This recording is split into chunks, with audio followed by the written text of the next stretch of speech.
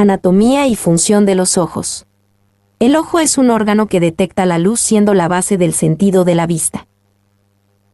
Se compone de un sistema sensible a los cambios de luz, capaz de transformar estos en impulsos eléctricos. Los ojos más sencillos no hacen más que detectar si los alrededores están iluminados u oscuros. Los más complejos sirven para proporcionar el sentido de la vista. Las partes del ojo son esenciales para la existencia humana porque gracias a ellas captamos, percibimos y encontramos lo que se llama las imágenes percibidas por este sistema. En la mayoría de los vertebrados y algunos moluscos, el ojo funciona proyectando imágenes a una retina sensible a la luz, donde se detecta y se transmite una señal correspondiente a través del nervio óptico. El ojo por lo general es aproximadamente esférico. Para que los rayos de luz se puedan enfocar, se deben refractar. La cantidad de refracción requerida depende de la distancia del objeto que se ve. Un objeto distante requerirá menos refracción que uno más cercano. La mayor parte de la refracción ocurre en la córnea, que tiene una curvatura fija. El resto de la refracción requerida se da en el cristalino. Al envejecer, el ser humano va perdiendo esta capacidad de ajustar el enfoque, deficiencia conocida como presbicia o vista cansada. Funciones del ojo. El ojo recibe los estímulos de los rayos de luz procedentes del entorno y los transforman en impulsos nerviosos. Estos impulsos llegan hasta el centro cerebral de la visión, donde se descodifican y se convierten en imágenes. La vista es uno de los 5 sentidos que nos permiten comprender el mundo que nos rodea y desenvolvernos en él. La pupila es el diafragma del ojo. Los músculos del músculo ciliar, que tienen forma circular y de radio, la abren o la cierran en función de la luminosidad. Movimientos oculares. Los movimientos del ojo se dividen en A. Laterales, abducción y aducción, en torno a un eje vertical. B. Verticales, elevación y depresión, en torno a un eje horizontal. Y C. Rotatorios, rotación interna y externa, tomando como referencia el extremo superior del meridiano vertical de la córnea, en torno a un eje antero-posterior. Los rectos horizontales tienen una acción simple. El recto interno lleva el ojo hacia adentro, adicción, y el recto externo lo lleva hacia afuera, abducción. Los músculos verticales, recto superior e inferior, y oblicuos mayor y menor, tienen una acción más compleja, debido a que en la mirada hacia adelante, posición primaria, la dirección de los músculos verticales no coincide con el eje antero-posterior del ojo. Según la posición, se comportan como elevadores o depresores, como rotadores internos o externos y como abductores o aductores. Anatomía del ojo. Un proceso ciliares. 2 cámara posterior. 3 iris. 4 pupila. 5 córnea. 6 cámara anterior. 7 músculo ciliar. 8 ligamento suspensorio del cristalino. 9 cristalino. 10 humor vítreo. 11 fóvea. 12 vasos sanguíneos de la retina. 13 nervio óptico. 14 disco óptico. 15 conducto hialoideo. 16 esclerótica. 17 coroides. 18 retina. Estructura. El órgano de la visión está compuesto por los párpados, los globos oculares, el aparato lagrimal y los músculos oculares externos. La visión binocular, con la participación de ambos ojos, permite apreciar las imágenes en 3 dimensiones. El globo ocular mide unos 25 milímetros de diámetro y se mantiene en su posición gracias a los músculos oculares. Está envuelto por una membrana compuesta de varias capas. La capa externa, llamada esclerótica, es espesa, resistente y de color blanco. La capa media, coroides, que contiene abundantes vasos sanguíneos. La capa interna se llama retina, y en ella se encuentran las células sensibles a la luz, los bastones y los conos. La parte anterior del globo ocular está cubierta por la córnea, una membrana transparente y resistente que carece de vasos sanguíneos. Alrededor de la córnea está la conjuntiva. Por detrás de la córnea se halla la cámara anterior, limitada por el iris y la pupila. Detrás de la pupila se encuentra el cristalino, el cuerpo ciliar y la cámara posterior. La cámara anterior está llena de un líquido transparente, el humor acuoso, que humedece el cristalino y garantiza su nutrición. La cámara posterior está rellena de otro líquido coloidal llamado humor vítreo, que mantiene la tensión del interior del ojo.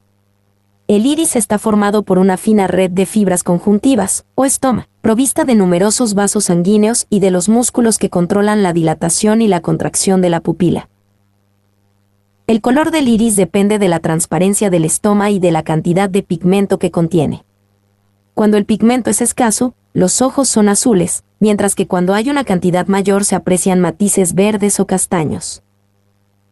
El pigmento se forma durante los primeros meses de vida, por lo que todos los recién nacidos tienen los ojos de color azul grisáceo. El color definitivo se establece a los 2 o 3 meses de vida. Si no hay pigmentación, los ojos se vuelven grisáceos, en el caso de los albinos. Cuando el pigmento es escaso, los ojos son de color azulado. Si hay mayor cantidad, se aprecian matices verdosos o castaños. El cristalino está sostenido por unas fibras conjuntivas muy finas que a su vez están unidas al músculo constrictor del cuerpo ciliar. El cristalino se forma a lo largo de la 3ª o 4ª semana de embarazo. Es blando y elástico en los niños, pero se endurece con el paso de los años. El cristalino aumenta de tamaño durante toda la vida. En un individuo de 70 años es casi 3 veces mayor que en un bebé. Detrás del cristalino se encuentra el humor vítreo, una masa gelatinosa, blancuzca y transparente que ocupa la mayor parte del interior del ojo. Esta masa está rodeada por la retina, que es la túnica más interna del ojo. La retina, sensible a los estímulos luminosos, está conectada con las fibras del nervio óptico que se prolonga hacia el cerebro. La zona que rodea el nervio óptico es la papila óptica, un área que no contiene células sensoriales y constituye el denominado punto ciego.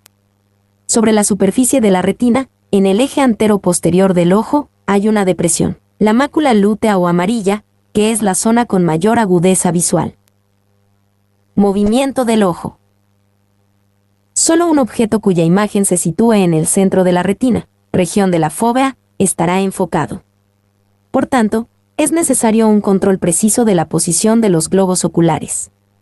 6 músculos trabajan en grupo para mover los ojos arriba, abajo, en sentido central o nasal, en sentido lateral, temporal o en rotación. Estos músculos permiten enfocar unos 100.000 puntos diferentes del campo de visión. Enfoque del ojo. Los rayos de luz que entran en el ojo son refractados o reflejados al pasar por el cristalino. En una visión normal, los rayos de luz se enfocan justo sobre la retina. Si el globo ocular es demasiado ancho, la imagen se enfoca más cerca que la posición donde está la retina. Esto se llama miopía, es decir, una persona corta de vista que no distingue con claridad los objetos distantes. La condición contraria se llama hipermetropía, se produce cuando los globos oculares son demasiado estrechos. En este caso, una imagen enfocada de forma correcta queda detrás de la retina. Estas condiciones también se pueden dar si los músculos oculares son incapaces de variar la forma del cristalino, para que enfoquen los rayos de luz de forma correcta. Funcionamiento del ojo. Pupila. La pupila viene del griego pupis y significa la parte central del iris. Se trata de una abertura dilatable y contráctil de color negro con la función de regular la iluminación que le llega a la retina en la parte posterior del ojo. La pupila es el diafragma del ojo. Los músculos del músculo ciliar que tienen forma circular y de radio, la abren o la cierran en función de la luminosidad. La pupila en sí es transparente, ya que es un agujero. Se ve negra ya que es el reflejo del fondo del ojo. Córnea y cristalino. La córnea es una importante porción anatómica del ojo y el cristalino es un componente del ojo con forma biconvexa. Constituyen el objetivo del ojo. Cuando un rayo de luz pasa de una sustancia transparente a otra, su trayectoria se desvía. Este fenómeno se conoce con el nombre de refracción. La luz se refracta en el cristalino y se proyecta sobre la retina. El cristalino regula la distancia curvándose más o menos. Si el cristalino es opaco, la retina transmite una imagen borrosa. Esta patología es conocida como cataratas. Retina. En la retina están las células visuales, por lo que se puede comparar a una película fotosensible. La luz se transforma allí en impulsos eléctricos que el nervio óptico transmite al cerebro. Los nervios ópticos de la zona nasal de ambos ojos se entrecruzan antes de entrar en el encéfalo, formando el quiasma óptico. En cambio, la zona temporal no se cruza, dejando en un lado del cerebro el sector nasal de un ojo y el temporal del otro. Luego se prolongan por las vías visuales hacia la zona media del cerebro y atravesando el tejido cerebral, alcanzan los centros visuales de los lóbulos occipitales. Se ignora qué ocurre con exactitud después, pero los impulsos eléctricos se transforman en imágenes. La imagen llega invertida y deforme por las irregularidades del ojo a la retina, pero el cerebro la rectifica y podemos percibirla en su posición original. Conos y bastones. Las células sensoriales de la retina reaccionan de forma distinta a la luz y los colores. Los bastones se activan en la oscuridad y solo permiten distinguir el negro, el blanco y los distintos grises. Son células fotorreceptoras de la retina responsables de la visión en condiciones de baja luminosidad. Presentan una elevada sensibilidad a la luz aunque se saturan en condiciones de mucha luz y no detectan los colores. Se ubican en casi toda la retina exceptuando la fóvea. Los conos, en cambio, funcionan de día y en ambientes iluminados, por lo que hacen posible la visión en los colores. En realidad hay 3 tipos de conos, adaptados a cada uno a los colores azul, rojo y verde, los cuales interaccionan mezclándose para formar el espectro completo de luz visible. El pigmento de los conos es una sustancia coloreada del retinol. Los conos están concentrados en el centro de la retina mientras que la frecuencia de los bastones aumenta a medida que nos alejamos de la mácula lútea hacia la periferia. Esclerótica. La esclerótica, la parte blanca del ojo, es una membrana de color blanco, gruesa, resistente y rica en fibras de colágeno. Constituye la capa más externa del globo ocular. Su función es la de darle forma y proteger a los elementos más internos. Se caracteriza porque está formado por 3 capas. Fusca. Es la capa más interna y contiene abundantes vasos. Fibrosa. Está compuesta fundamentalmente por fibras de colágeno. Epiesclera. Es una membrana que facilita el deslizamiento del globo ocular con las estructuras vecinas. Es la porción blanca del ojo. Tejido fuerte y fibroso que se extiende desde la córnea hasta el nervio óptico y que comúnmente se conoce como la parte blanca del ojo.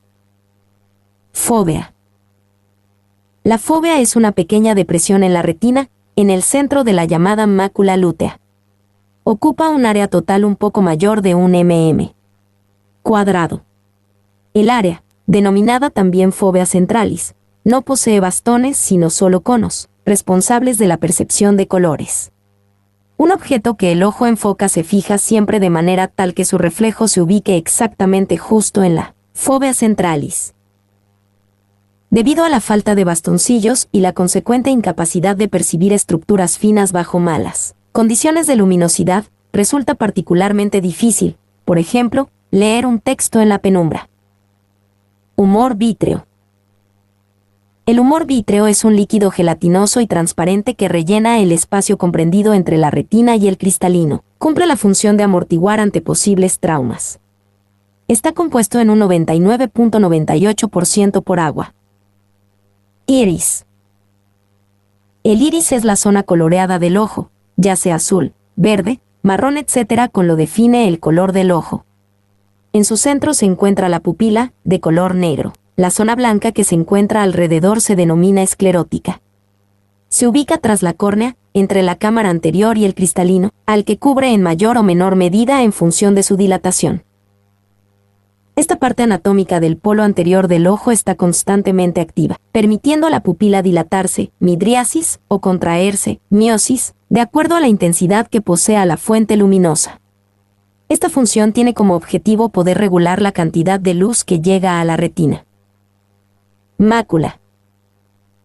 Es la zona de la retina especializada en la visión fina de los detalles. Nos sirve, entre otras cosas, para poder leer y distinguir las caras de las personas. Se localiza en la parte posterior de la retina y tiene una extensión aproximada de 5 mm de diámetro, quedando limitada verticalmente por las arcadas temporales. Se encuentra por lo tanto temporal al disco óptico. Coroides. La función de las coroides es mantener la temperatura constante y nutrir a algunas estructuras del globo ocular. El coroides presenta una pigmentación oscura debido a la presencia de melanina y una gran abundancia de vasos sanguíneos, lo que ayuda a absorber la luz que llega al ojo y prevenir así su reflexión. Principales defectos del ojo. Miopía. En el miope los rayos luminosos que llegan paralelos al ojo se reúnen para formar la imagen en un punto por delante de la retina, proyectando sobre esta una imagen borrosa. Esta situación puede deberse a la desproporción de la capacidad de refracción del globo ocular, es raro. El aumento de su longitud axial o eje antero-posterior del globo ocular, lo más habitual. Ojo miope. Los rayos incidentes paralelos forman su foco por delante de la retina, llegando a esta una imagen borrosa. Síntomas. El ojo miope se caracteriza por tener una buena visión de cerca, leer sin gafas hasta la escritura impresa más pequeña, y las dificultades para la visión lejana. Es habitual el semicerrar los párpados. De aquí surge la expresión corto de vista, ya que su punto remoto está a menos de 6 metros del ojo. La miopía puede empezar a manifestarse en la infancia o en la pubertad, siendo progresiva hasta los 20 a 22 años, momento en el que se estabiliza. Si los padres han notado alguna dificultad en la visión del niño y tienen antecedentes hereditarios, debe realizarse una vigilancia de la visión que puede llevar a su corrección o no, dependiendo de los casos. Generalmente podemos establecer 2 grados. Miopía simple, muy poco progresiva, en la que habitualmente no se necesita más tratamiento que la corrección óptica y no suelen dar lesiones de fondo. Miopía patológica, degenerativa, maligna, con un alto grado de dioptrías, posibilidad de complicaciones importantes y tendencia a la aparición de alteraciones degenerativas de fondo. Tratamiento. El tratamiento a seguir consiste en la utilización de lentes cóncavas. Se recomienda el uso de gafas, permanentemente, y evitar el trabajo nocturno o demasiada exposición a la luz artificial. Otro recurso lo tenemos en las lentes de contacto. También existe la posibilidad de utilizar la corrección con cirugía. Hasta 12 dioptrías con láser excimer y en mayor número, con otras técnicas quirúrgicas. Hipermetropía. En el hipermétrope los rayos luminosos que llegan paralelos al ojo se reúnen en un punto situado detrás de la retina, produciendo cierta borrosidad en la imagen. Esto puede deberse a una desproporción en la capacidad de refracción en el sistema óptico, una disminución en la longitud axial respecto a los valores normales. Ojo hipermétrope, cuando la imagen enfocada se forma detrás del plano de la retina. Síntomas. En los niños pequeños existe la posibilidad de una leve hipermetropía que va desapareciendo a partir de los 6 años. El ojo hipermétrope joven, debido a un esfuerzo de acomodación, puede compensar el defecto de refracción y tener una relativa buena visión. Es posible la aparición de dolores de cabeza. Esta capacidad de acomodación del ojo se va perdiendo con la edad. Podemos establecer 2 grados.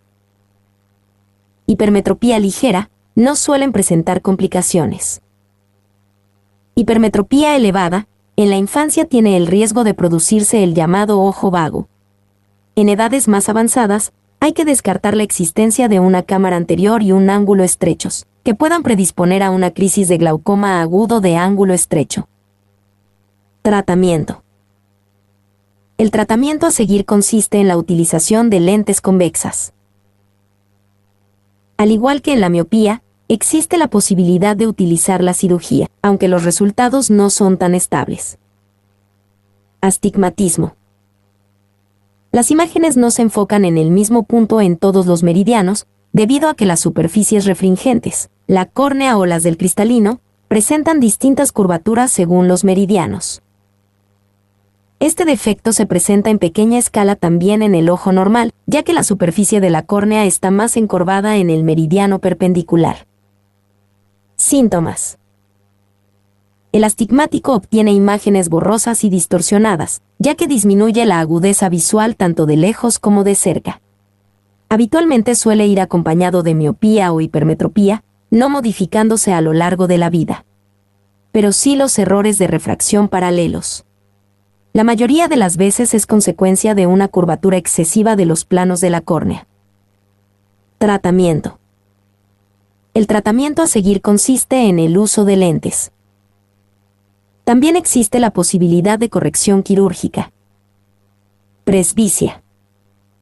La presbicia o vista cansada es la disminución fisiológica de la capacidad de enfoque de las lentes oculares para formar una imagen de un objeto próximo. Con la edad perdemos la capacidad de enfocar correctamente aquellos objetos que tenemos más cerca. Esto se debe a que el músculo ciliar va perdiendo la capacidad de contracción necesaria para que el cristalino, que también disminuye su elasticidad, aumente su diámetro antero-posterior y se comporte como una lente de más dioptrías. Síntomas. Es a partir de los 45 años cuando empezamos a notar estas dificultades. Es necesario alejar el libro o el periódico para tener una mejor visión, y va progresando hasta alcanzar su máximo alrededor de 55 a 60 años. Tratamiento. El tratamiento a seguir consiste en la utilización de gafas, para la visión de cerca, que dependiendo de su finalidad, ya sea para la lectura, corta distancia, o para el trabajo, media distancia, por ejemplo la pantalla del ordenador, deben llevar un tipo de cristal u otro. Si la presbicia va acompañada de cualquier otro error de refracción, es necesario añadir a sus gafas una lente de suplemento para la visión próxima. Daltonismo. El daltonismo consiste en una dificultad para distinguir el rojo y el verde, aunque hay casos en que también es difícil diferenciar los demás colores. El daltonismo, mucho más corriente en el hombre que en la mujer, puede ser hereditario. No suele causar otros trastornos, aunque puede constituir un problema en algunas profesiones que exigen una correcta visión de los colores. Traumatismos. Cualquier herida o contusión del ojo puede alterar la visión o causar una ceguera. En principio el ojo está bien protegido dentro de la órbita ósea, pero un golpe directo, un proyectil, los trozos del parabrisas o un producto irritante puede afectarlo. Ambliopía. La ambliopía, conocida también como ojo vago, es la disminución de la agudeza visual, sin lesión orgánica o con una lesión cuya severidad no es proporcional a la intensidad de esa disminución. Puede afectar a un solo ojo, lo más frecuente, o a los dos.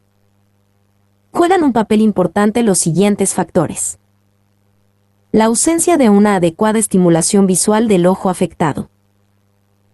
La existencia de una interrelación binocular anormal, con el establecimiento a nivel cerebral de una marcada dominancia de uno de los ojos. Para que se produzca la ambliopía, dichos factores deben tener lugar durante una época temprana de la vida, desde el nacimiento hasta los 7 años, etapa de plasticidad sensorial. En esta etapa la ambliopía será reversible si se adoptan las medidas terapéuticas adecuadas, de ahí la importancia de un diagnóstico y un tratamiento precoz. Causas. Las causas más habituales son las siguientes. Estrabismo es la más frecuente, siendo mayor la incidencia en los estrabismo convergentes que en los divergentes. Ametropías. Defectos de refracción sobre todo debido a hipermetropía y barra diagonal o astigmatismo bilateral de cierto grado. En este caso la ambliopía afecta a los dos ojos. Anisometropía. Diferencia de defecto de refracción entre ambos ojos, mayor de 1,5-2 dioptrías, más frecuente en anisometropías hipermetrópicas, astigmática o miopía alta. Ambliopía por deprivación. La retina no recibe estímulos de luz y forma en casos de cataratas congénitas, sobre todo si son unilaterales, ptosis palpebral marcada, opacidades corneales, etc. Tratamiento. El tratamiento de la ambliopía es variable según el tipo, la profundidad de la misma y edad del paciente. Debe iniciarse en el momento de detectar la ambliopía y debe seguirse a los pacientes hasta los 10 a 11 años, momento en el que dejan de ser sensorialmente sensibles. Es fundamental la detección y el tratamiento precoz, como ya hemos dicho anteriormente. En edades adultas la ambliopía es irreversible. La finalidad de los tratamientos está en la recuperación visual y en su mantenimiento. En ambos casos, es fundamental la labor de los padres en el éxito final, ya que deben ser constantes y hasta un tanto rigurosos para que el niño cumpla con las pautas dadas por el oftalmólogo. Cataratas. Una catarata es una opacidad de la lente, cristalino del ojo, la cual normalmente es clara y transparente. Puede compararse a una ventana que se escarcha con hielo o se empaña con vapor. Unos síntomas comunes de las cataratas son: la visión se torna borrosa sin dolor, deslumbramiento o sensibilidad a la luz, cambios frecuentes en la graduación de los lentes, visión doble en un ojo, necesidad de luz más intensa para leer, visión nocturna muy pobre. Los colores se ven desvanecidos o amarillentos. El tamaño y la forma de la opacidad de la lente pueden variar. Si la opacidad no está cerca del centro del cristalino, es probable que usted ni siquiera sospeche que tenga una catarata. Causas. El tipo más común de catarata está relacionado con el envejecimiento natural del ojo. Algunas otras causas de cataratas son: herencia, problemas médicos, tal como la diabetes, lesiones en el ojo, medicamentos, tales como esteroides, exposición a largo plazo a los rayos del sol sin usar protección, cirugía ocular previa. ¿Cómo se detecta? Un examen minucioso de la vista efectuado por su oftalmólogo puede detectar la presencia y la gravedad de una catarata, además de cualquier otro padecimiento que pudiera estar ocasionando una visión borrosa o alguna otra molestia. Además de las cataratas, puede haber otras razones por las que se presenta una disminución de la capacidad visual, en particular problemas relacionados con la retina o con el nervio óptico. Si estos problemas existen, es posible que no se consiga una visión perfecta aun cuando se elimine la catarata. Si tales padecimientos son muy severos, es posible que la eliminación de la catarata no ofrezca ninguna mejoría en la visión. Su oftalmólogo le puede informar acerca del grado de mejoría que puede esperar. ¿Con qué rapidez se desarrollan? La rapidez con la que se desarrolla una catarata dependerá del individuo y puede variar inclusive entre los dos ojos. La mayor parte de las cataratas asociadas con el proceso de envejecimiento progresan gradualmente a lo largo de un periodo de varios años. Otras cataratas, especialmente en individuos más jóvenes y en personas que padecen diabetes, pueden progresar rápidamente en un periodo de unos cuantos meses, ocasionando un deterioro en la vista. No es posible determinar la rapidez con la que se desarrollará una catarata en una persona determinada. ¿Cuál es el tratamiento para eliminar las cataratas? La cirugía es la única manera en que su oftalmólogo puede eliminar una catarata. Sin embargo, si los síntomas de una catarata son ligeros, es posible que un simple cambio en la graduación de sus anteojos sea todo lo que se requiera para que usted pueda ver cómodamente. No existen medicamentos, suplementos alimenticios, ejercicios ni dispositivos ópticos que hayan demostrado su utilidad para evitar o curar las cataratas. La protección contra la luz solar excesiva puede ayudar a prevenir o retardar el progreso de las cataratas. Los anteojos oscuros que filtren los rayos ultravioleta, UV, o los lentes normales que contengan un recubrimiento que filtre los rayos ultravioleta, ofrecen la protección necesaria. ¿Cuándo deberá efectuarse la cirugía? Deberá considerarse la cirugía para eliminar las cataratas cuando éstas estén ocasionando la suficiente pérdida en la visión como para interferir en el desempeño de las actividades diarias. La cirugía para eliminar las cataratas puede ser efectuada cuando su visión lo necesite. Desprendimiento de retina. El desprendimiento de retina consiste en la separación de la retina sensorial de la pared del globo ocular producido por la rotura de la retina y la acumulación subsiguiente de vítreo fluido en el espacio virtual subretiniano, hasta este momento inexistente, ya que las tres capas están unidas. Síntomas. Cuando el desprendimiento está instaurado, la persona nota un defecto del campo visual, como una cortina oscura, representa la retina desprendida que ya no puede ejercer su función. Existen algunos síntomas que podemos calificar de premonitorios. Destellos luminosos. Lluvia súbita de cuerpos flotantes, moscas volantes. Es importante destacar que no toda rotura retiniana acaba de forma obligada en un desprendimiento de retina, si se diagnostica a tiempo y se trata adecuadamente. Por lo tanto, la aparición de estos síntomas no debe alterar al paciente, pero sí debe acudir a su médico oftalmólogo para realizar una exploración y descartar posibles lesiones. Tratamiento. El tratamiento del desprendimiento de retina es quirúrgico y su objetivo es cerrar la rotura de la retina. 1. Aproximando los bordes del desgarro a las capas subyacentes, con técnicas de indentación escleral o inyección de gas dentro del ojo. 2. Consiguiendo que estos se suelden de modo permanente al tejido sobre el que se apoyan, con crioterapia o láser fotocoagulación. Santelasma. Santelasma es un término médico usado para llamar a pequeños tumores benignos o levantamientos grasos, esteres de colesterol, situados en o alrededor de los párpados. Dichos depósitos pueden encontrarse en otras áreas de la piel y son llamados santomas. No se tiene que tener el colesterol alto para que aparezcan. Causas. Los santelasmas son frecuentes en personas con trastornos metabólicos como la hipercolesterolemia, diabetes y cirrosis biliar 1, y ocurre predominantemente en personas adultas. Xeroftalmia. La xeroftalmia es una enfermedad de los ojos caracterizada por la sequedad persistente de la conjuntiva y opacidad de la córnea. El término xeroftalmia procede del griego xeros, seco, y oftalmos, ojo, ia. La xeroftalmia se debe a una disminución de la función de las glándulas lagrimales, con menor producción de lágrimas. Síntomas. Con el transcurso de la enfermedad se produce un engrosamiento de la córnea y una disminución de la agudeza visual. Otros síntomas de la xeroftalmia son el escozor o quemazón de ojos, sensación de cuerpo extraño, picor o prurito, legañas y enrojecimiento conjuntival. Tratamiento. El tratamiento debe ser el de la enfermedad de base que lo produce. Los corticoides pueden ser eficaces en fases iniciales de la enfermedad. Los suplementos de vitamina A se administrarán cuando se demuestre su deficiencia. La pilocarpina es un fármaco que aumenta la producción lacrimal. Nistagmo. El nistagmo es un movimiento involuntario e incontrolable de los ojos.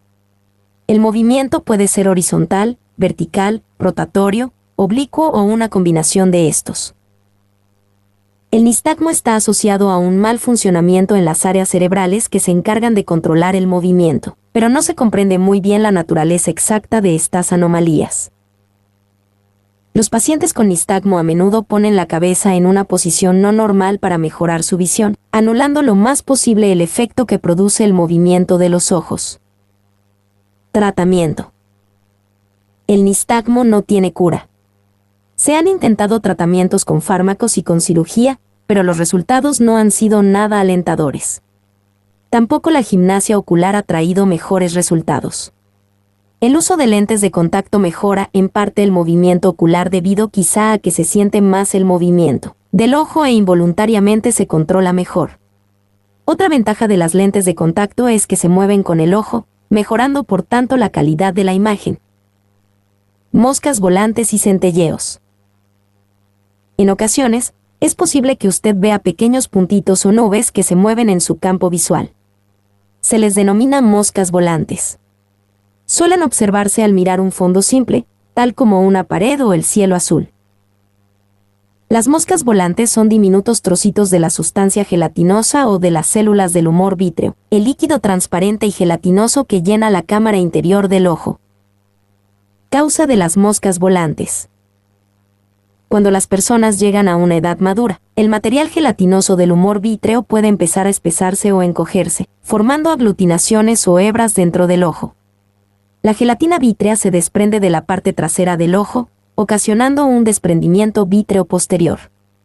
Esta es una causa común de las moscas volantes. El desprendimiento vítreo posterior es más común entre las personas que son miopes. Han sido operadas de cataratas. Se han sometido a cirugía y láser en el ojo. Padecen de inflamación en el interior del ojo. La aparición de moscas volantes puede causar gran preocupación, si esta es súbita. Si repentinamente desarrolla nuevas moscas volantes, debe consultar de inmediato a un oftalmólogo, especialmente si usted es mayor de 45 años de edad. Causa de los centelleos de luz. Cuando el humor vítreo roza la retina o tira de ella, usted podría ver algo similar a centelleos o rayitos de luz. Quizás se haya experimentado esta sensación si alguna vez ha recibido un golpe en el ojo o ha visto las estrellas. Los centelleos pueden aparecer y desaparecer durante varias semanas o meses y a medida que envejecemos, son aún más comunes. Si percibe centelleos de luz repentinamente, debe consultar inmediatamente a su oftalmólogo para ver si la retina ha sufrido un desgarro. Entropión. Entropión es un término médico usado cuando el borde del párpado, más frecuentemente el párpado inferior, se pliega o invierte en dirección hacia la superficie del ojo. El contacto y, más aún el roce de las pestañas causan irritación característica del ojo y con el tiempo, ulceración y cicatrización de la córnea. Es opuesto al ectropión y no debe confundirse con la triquiasis. Tratamiento. El proveedor del cuidado de los ojos puede diagnosticar cualquiera de los trastornos examinando el ojo afectado. El tratamiento incluye una cirugía menor. Use lentes o anteojos protectores si va a estar expuesto al viento o a contaminantes. Antibióticos. Glaucoma. La glaucoma es una de las causas más comunes de ceguera. Es una enfermedad del ojo en que la presión intraocular aumenta de forma patológica, elevándose a veces de forma aguda a 60 a 70 milímetros Hg.